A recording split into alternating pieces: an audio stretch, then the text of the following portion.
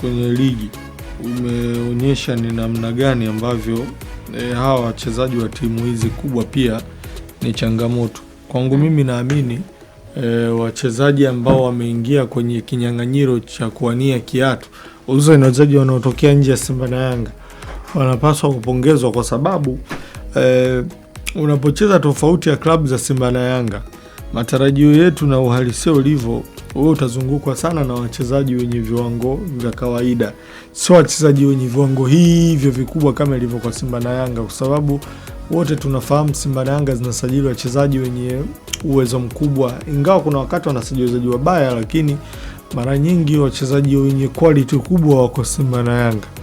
Kwa hiyo ukimpata mfungaji bora, wakati mwingine unajua sio kwa ujanja wake tu, amezungukwa pia na wachezaji wengi wenye uwezo, jambo ambalo kwangu mimi naona kiuhalisia sasa hivi mambo yabadilika. Ukiona wachezaji hawa wa timu za madaraja ya kati ndo wanachukua kiatu, inakuletea picha kwamba wanahitaji kupewa hamasa, kwa sababu wameweza kung'aa kwenye timu ambazo hazina majina makubwa, hazina wachezaji wakubwa, hata makocha wanaowazunguka sio makocha wakubwa kihivyo.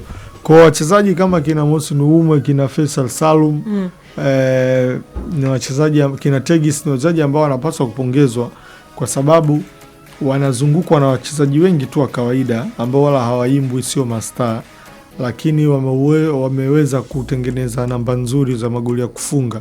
Kwa hiyo kiuhalisia, mimi wachezaji hawa ambao wamepata nafasi ya kung'aa msimu huu kwenye tuzo za kuwania kiatu cha mfungaji bora, nafikiri wanahitaji kupewa hamasa kwa sababu wanazungukwa na wachezaji wa kawaida, hawaimbwi, sio mastaa, ukilinganisha na hizi timu nyingine ambazo zina favorites sana. Yes, na ukiangalia hata watu wanaowazunguka wachezaji wengi wa kawaida, lakini leo hii Dube angekuwa anaongoza magoli, unajua kabisa kazungukwa na Max Okelo, Pacome na nani. Kwa ana msaada mkubwa wa kutengeneza namba za magoli. Lakini hawa hizi timu za kawaida, kuna muda inahitajika nguvu yake binafsi ama uwezo wake binafsi ama juhudi binafsi ili aweze kufunga. Kwa hiyo kwangu mimi, kwanza it's a shameful act kwa timu kama Yanga na Simba kukosa wachezaji wenye namba za kufunga.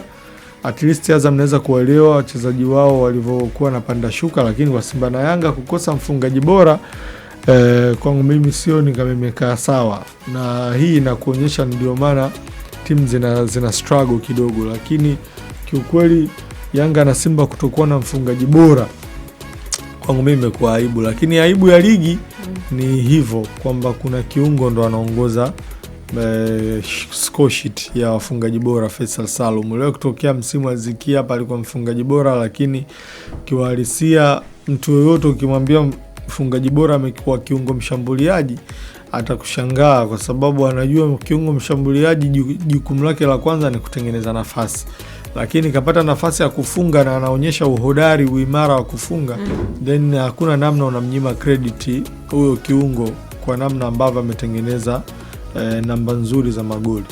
Sawa, upate.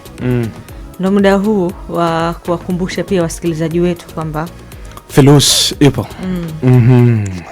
Hatari sana. Kufanya kazi yako kwa akili na maarifa na weledi wako, afu tunakwambia ulisha kujaribu kazi nyingine. Ndefanya tu shughuli nyingine. Tukimalizia Alan Okelo kwenye msimamo yuko nafasi ya 4 na Mudathiri Yahaya yuko nafasi ya 5. Binafsi nyinyi naona Prince Dube ambaye yupo pia nafasi ya 9 akiwa amefungana na Mudathiri Yahaya kwa mabao 9. Binafsi kwenye hizi mechi 3 zilizosalia, nini hasa rai yenu? Kwa sababu mechi 3 hizi zinatosha kabisa kuamua top scorer mwingine kabisa kwenye ligi kuu soka Tanzania bara. Haya ni maisha ambayo tunafahamu na tumeyazoea. Nafikiri na pengine kabla sija hit moja kwa moja kwenye swali lako, mimi kwangu ni napoona Simba na Yanga wanakosekana kwenye list ya ufungaji bora, inaweza ikawa ni tafsiri tofauti, lakini tafsiri kubwa haina afya sana kuelekea kwenye michuano ya kimataifa. Hawa ndio wawakilishi wetu ambao tunawategemea kwa ukubwa wao. Sasa ikiwa maybe kama tungekuwa tunaona labda Okelo na goli 9, Mudathir ana goli 9, Pacome goli 9, Max goli 9. Tungeweza kusema magoli yamegawanywa kwa kila mtu. Lakini ukimtoa Dube, ukimtoa Mudathir na Okello, mwingine ambaye utakuja kumkuta ni Depu ambaye ameingia dirisha dogo. Lakini mwingine hapo nadhani atakuwa na magoli 3 ama 2. Ukija kwa Simba ukiachana na Selemani Mwalimu mwenye magoli 9 ama 10. Chama naye hana magoli mengi hivyo. Ana magoli kama sio 5 basi 6 tu. Sio, unanifahamu? Baada ya hapo kila mtu goli 1, 2, 3, 2, 1, 3. Si dalili nzuri sana kwenye uwakilishi wa michuano ya kimataifa. Na kuna kazi ambayo inapaswa kufanyika. Unajua wanasema ni wakati fulani ukiwa na mchezaji mmoja mwenye magoli 30 40, wengine wakawa na 15 16, it is very okay. Alikuwa anasimulia siku moja John Terry kuhusiana na wakati wanaenda kucheza mwaka 2012 dhidi ya Barca. Anasema kila mechi waliokuwa wanacheza mwalimu Roberto Di Matteo alikuwa na mtindo wa kuwekea screen, anawaonesha listi za wafungaji. Mechi dhidi ya Manchester United, Rooney alikuwa na goli 21. Mechi dhidi ya Liverpool, sema kuna mtu alikuwa nafikiri alikuwa ni anasema kuna mchezaji alikuwa na magoli kama 14 15. Dhidi ya Swansea City, Michu kama nakumbuka vyema alikuwa na magoli ya kutosha. Karibu kila timu wanayokabiliana nayo, Sergio Kun, Aguero, yani ulikuwa unamuona mtu kwenye list ile ana magoli walau 15 16. Anasema siku anaenda kucheza na Barca mwalimu akaanzia kwa Xavi alikuwa na magoli 10, akaja alikuwa na magoli 9, na akaja Alex Sanchez sijui na nini walikuwa na magoli mengi tu. Anasema walikuja kushtuka baada ya kuona Messi na magoli 63. Kila mtu akasema 63 anayefuata pale, ikabidi wao wanacheka tu kwa sababu kila mtu alikuwa anachanga. Yani huyu jamaa the way list aliyoiweka mpaka pale chini wengine palikuwa na hiyo changamoto.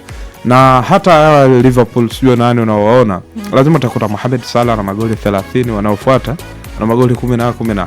Lakini kwa Yanga na Simba msimu huu kutokuwepo kabisa kwenye mbio za ufungaji bora zilizo active.